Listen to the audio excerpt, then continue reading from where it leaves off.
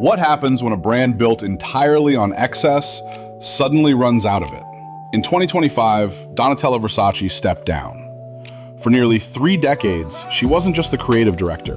She was the face, the voice, the platinum blonde symbol of survival after a tragedy that nearly ended the house forever. And when the announcement came, her exit, followed by the sale of Versace to Prada, the shock wasn't just financial, it was existential. Because Versace wasn't just another luxury brand.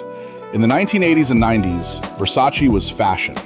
Medusa logos, Baroque prints, supermodels, Elton John in custom suits, Madonna in leather, Princess Diana in gowns that rewrote royal dressing. The safety pin dress, the jungle dress that literally invented Google Images. Gianni Versace didn't just place his house into pop culture. He welded it there. And against every odd imaginable, Donatella kept it alive after his death. But over time, that place at the center slipped. Corporate takeovers, failed pivots, sliding sales, leaving the brand facing a question it had never truly had to answer before. What is Versace without a Versace? The house wasn't born in Milan's Golden Palazzi. It began in Calabria, a small town in southern Italy. Gianni Versace grew up sketching dresses in his mother's workshop, surrounded not by luxury, but by fabric, tailoring, and discipline. By the time he launched his own brand in 1978, Italian fashion was already crowded. Armani had restraint, Valentino had romance, Missoni had pattern. Gianni wanted none of that. He built Versace on something louder, sex appeal, excess, spectacle. The Medusa head wasn't chosen randomly. It was a myth about seduction so powerful it turns you to stone if you look too long. Gianni wanted his clothes to do the same. Gold Baroque prints, plunging necklines, bondage straps, chainmail. Versace wasn't subtle. It was unapologetically in your face. He understood the power of celebrity before almost anyone else in fashion. Elton John wore custom Versace suits. Madonna wore leather. Princess Diana stepped into sleek gowns that broke every expectation of royal style. Versace wasn't just on runways. It was on tabloid front pages worldwide. Gianni turned red carpets into marketing machines. Pop stars became walking billboards. Then came the supermodels. Naomi Campbell, Cindy Crawford, Linda Evangelista. Gianni didn't just cast them, he built them. Versace shows weren't presentations, they were pop concerts. Models strutting in unison to George Michael's Freedom. That's when the term supermodel stopped being metaphorical, and Versace sat at the center of it all. In 1994, Elizabeth Hurley wore a black Versace safety pin dress to a movie premiere. Overnight, it became one of the most famous garments of the decade. Proof that Versace didn't just follow culture, it detonated inside it. Gianni wasn't finished. In 1992, he launched Versace Home, furniture, tableware, bedding, because he didn't just want to dress people, he wanted to shape the world they lived in. His men's collections were just as bold. Sharp tailoring, leather prints, unapologetic sensuality.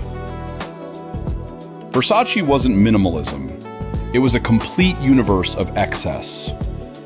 Gianni didn't design clothes. He designed moments. And that same devotion to spectacle, the glamour, the risk, the excess, would one day become impossible to sustain without him. Because no amount of spectacle could prepare the fashion world for what happened next. On the morning of July 15th, 1997, the world Gianni Versace built collapsed in seconds. He was shot on the steps of his Miami mansion. No warning, no build-up, no chance to prepare. The fashion world didn't just lose a designer, it lost its loudest voice. Versace was suddenly frozen in time, forever associated with glamour, excess, and tragedy. Runways stopped. Campaigns were paused. The industry didn't know how to react. Inside the house, the shock was paralyzing. Versace wasn't a corporation with layers of leadership. It was a family business. Gianni's sister, Donatella, had always been close to the brand, advising, collaborating, shaping the image. but she had never been the center. Now, there was no choice. She stepped forward into a role she never planned to own. Donatella inherited more than a title. She inherited grief, pressure, and a house the world expected to collapse. Critics didn't hide their doubts. Could she do it? Could anyone replace Gianni? The first collection after his death wasn't just reviewed, it was dissected. Donatella didn't try to erase her brother, she leaned into him. She kept the sex appeal, the boldness, the unapologetic glamour. But she added something new: vulnerability. The clothes softened slightly. The edge remained, but the tone shifted. Versace was still loud, but it was grieving. The industry held its breath. And then, something unexpected happened. Versace survived. Not quietly, not cautiously, publicly. Donatella understood something instinctively. If Versace disappeared from culture, it would never return. So she doubled down on visibility. Celebrities became armor. Red carpets became battlegrounds. She dressed Madonna, Jennifer Lopez, Britney Spears. Then came the moment that would define a generation. In 2000, Jennifer Lopez walked the Grammy Awards red carpet in a green Versace jungle dress. The internet broke, literally. So many people searched for that image that Google had to invent image search. Versace didn't just survive the tragedy, it dominated the early internet age. For a while, Donatella felt unstoppable. The house regained its footing. Sales stabilized. The brand stayed in headlines. But survival mode has a cost. Keeping Versace alive required constant spectacle, constant shock, constant attention. And that level of intensity can't last forever. Behind the scenes, the pressure mounted. Donatella battled addiction. The company struggled financially. Luxury was beginning to change. Minimalism was rising. Logos were being questioned. Excess was starting to feel dated. Versace was still famous, but the ground beneath it was shifting. And the next chapter wouldn't be about survival anymore. It would be about ownership, control, and what happens when a fashion house becomes a corporation. By the mid-2000s, Versace was no longer just a fashion house. It was a responsibility, a legacy that had to be protected, monetized, and explained to people who never experienced Gianni's era firsthand. This is where the pressure changed shape. The enemy was no longer grief, it was relevance. Luxury was evolving fast. Minimalism was gaining credibility. Brands like Prada were intellectual. Phoebe Philo was redefining Celine. Restraint was becoming fashionable again. Versace stood for the opposite. Gold, sex, power, excess. For years, that contrast worked. But fashion doesn't reward standing still. Donatella tried to modernize without betraying the DNA. She streamlined silhouettes, refined tailoring, pulled back just enough. But every reduction felt like compromise. Because Versace without excess risks becoming unrecognizable. At the same time, the business side grew heavier. Runway spectacle costs money. Celebrity dressing costs influence. Maintaining global presence requires scale. And Versace wasn't scaled like its competitors. It wasn't part of LVMH. It wasn't protected by Kering. It was independent and vulnerable. That vulnerability started showing in the numbers. Sales fluctuated. Margins tightened. Expansion plans stalled. The brand was still famous, but fame doesn't pay factory bills. This is when the conversation shifted behind closed doors, from creativity to capital. Investors began circling, not because Versace was failing, because it was valuable. In 2014, Blackstone acquired a minority stake in Versace. That moment mattered more than most people realized. Private equity doesn't invest in nostalgia. It invests in exits. With Blackstone came structure, financial discipline, growth targets, operational pressure. Boutiques expanded, accessories were pushed harder, handbags became a priority. Because handbags scale, runway moments don't. Versace entered its corporate era. Still glamorous, still loud, but now measured. And here's the tension that defined this phase. Versace's power came from emotion. Corporate structures run on predictability. Those two forces rarely coexist peacefully. Collections became safer, not boring, controlled. Iconography was reused more often. Medusa appeared everywhere. Baroque prints returned again and again. Identity slowly became repetition. And repetition is dangerous in fashion. Critics noticed, not with outrage, with indifference. Versace shows stopped surprising people. They confirmed expectations. And when a fashion house becomes predictable, it stops leading.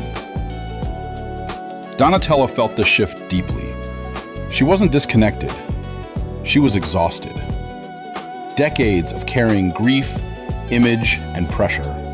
The weight was personal. Still, Versace pushed forward, because slowing down felt more dangerous than continuing. But behind the scenes, the next move was already forming, a move that would permanently change the house, because the future of Versace was no longer just a creative question, it was a financial one. By the late 2010s, the question around Versace had shifted completely. It was no longer about taste, it was no longer about legacy, it was about ownership. In 2018, Versace sold to Michael Kors Holdings in a deal valued at over $2 billion. For the first time in its history, the house was no longer family controlled. Donatella stayed on as creative director, but the center of gravity moved. Versace was now part of a portfolio. The promise sounded reassuring. More resources, global scale, operational stability. What it actually meant was pressure. Pressure to grow, pressure to perform, pressure to justify the acquisition. Versace was no longer allowed to drift. Under the new structure, the brand pushed hard into accessories, handbags, shoes, logo-driven pieces designed to move fast. The Medusa became louder. Prints got bolder. Branding got heavier. Visibility increased. Again.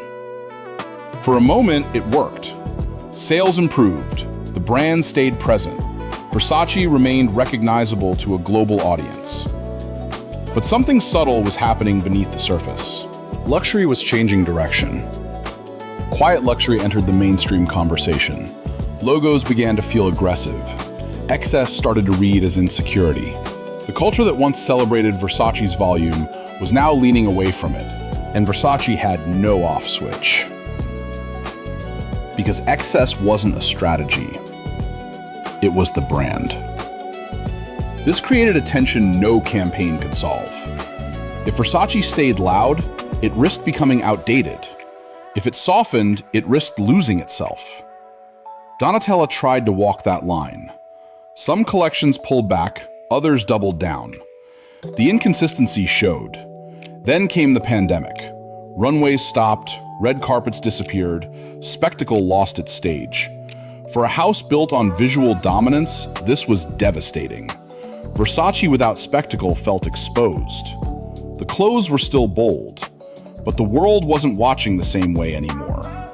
At the same time, Capri Holdings itself was under pressure. Michael Kors was struggling. Jimmy Choo was slowing. Investors wanted clarity. Versace had to justify its place. That's when the conversations began.